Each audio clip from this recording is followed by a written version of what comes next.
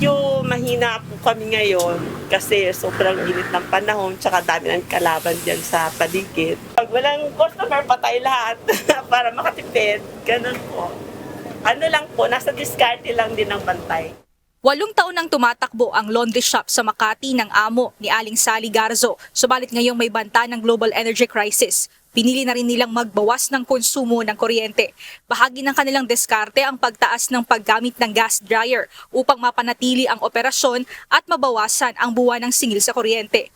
Lalo pa at hindi rin naman aniya ganun kalakas ang customer, lalo na't maraming kakompetensya. Idagdag pa rito ang posibleng dagdag presyo ng petrolyo at dagdag singil sa kuryente na tila wala ng ibang pagpipilian kundi magpatay ng ilaw at electric fan kapag walang customer na dumarating.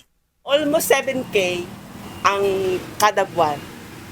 Tapos yung gas naman namin is 3.8, no? 3.8 ang gas ngayon. Tapos kung sakaling tataas, hindi po namin sure kung gaano kalaki ang tataas. Si Mang Danilo Lagaw naman, hindi business owner pero pumapalo ng hanggang 7,000 pesos ang konsumo sa kuryente sa isang buwan. Lahat ng pagtitipid ay ginagawa na rin nila hanggat maaari upang makabawas sa konsumo. Subalit hindi rin naman maisasaalang-alang ang kalusugan dahil sa umiinit na panahon ngayong Marso, lalo na at may mga edad na rin ang mga kasama sa bahay. Ang ventilador, 24 oras. Walang patay, ilan ang ventilador dyan, 6. Tapos aircon, magdamag. Lalo kung mainit na, yung ngayon na, tag-init na, mataas na yung kuryente niyan. Bukod sa inaasahang tataas ang singil sa kuryente sa mga susunod na buwan dahil sa inflationary pressure sa sektor ng enerhiya, bunsod ng gulo sa Middle East, tumataas rin ang konsumo ng mga consumer kapag pumapasok na ang panahon ng tag-init. Based po sa sa database ng Meralco, tumataas talaga ng 20 to 34% yung bill ng mga customers natin pagdating po ng summer season. So ano po yan, sabay na kasi po yan ng pagtaas ng konsumo ng mga appliances natin kapag po mainit yung panahon. Ayon sa Pag-asa, bagamat hindi pa formal na natatapos ang panahon ng amihan, posible naman na pagtungtong ng katapusan ng Marso, magpapasimula ng maramdaman ang panahon ng tag-init. Bagamat posibleng makaranas ng hanggang 40 degrees Celsius na heat index sa ilang panig ng lugar, sa forecast ng Pag-asa hindi naman naabot sa record-breaking na heat index na naranasan noong 2024. Yung highest heat index natin last year is 52 degrees sa bandang Dagupan Station po. And then yung 2024 naman, nasa bandang Giwan, which is 55. Actually kasi ito ma'am, nasa mga lugar ng malapit sa dagat. So mas mataas yung temperature, at the same time mataas yung relative humidity niya, kaya ganun siguro pumalo. Nagbigay naman ng ilang practical energy saving tips ang Meralco upang makabawas sa konsumo ng kuryente sa mga bahay maging sa opisina. For air conditioning units, una po dyan tama yung proper aircon setting sa thermostat niya.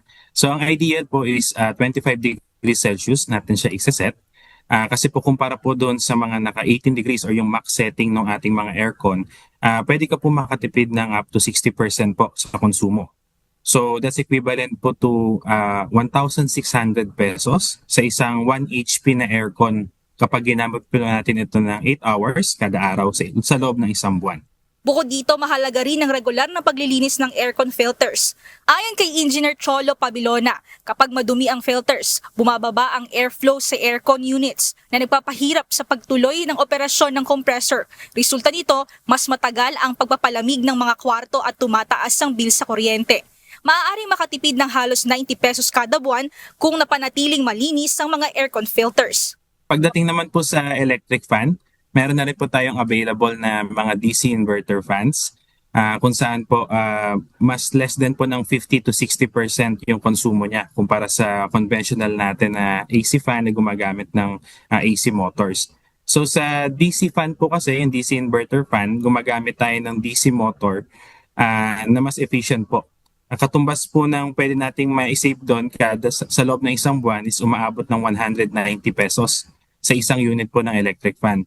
Sa mga refrigerator, pinapayuhan din na iwasan ang madalas na pagbukas at pagsasara ng pinto.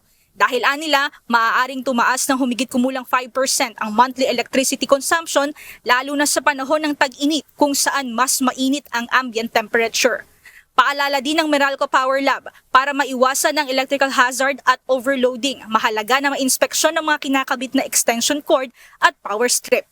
Siguraduhin na hindi lalampas sa maximum load ang mga appliances na nakasaksak at ihiwalay ang mga matataas na wattage na pwedeng magdulot ng overload. Mia Alonso, UNTV News and Rescue. Diyos ang aming sandigan, serbisyo publiko ang aming pinahahalagahan.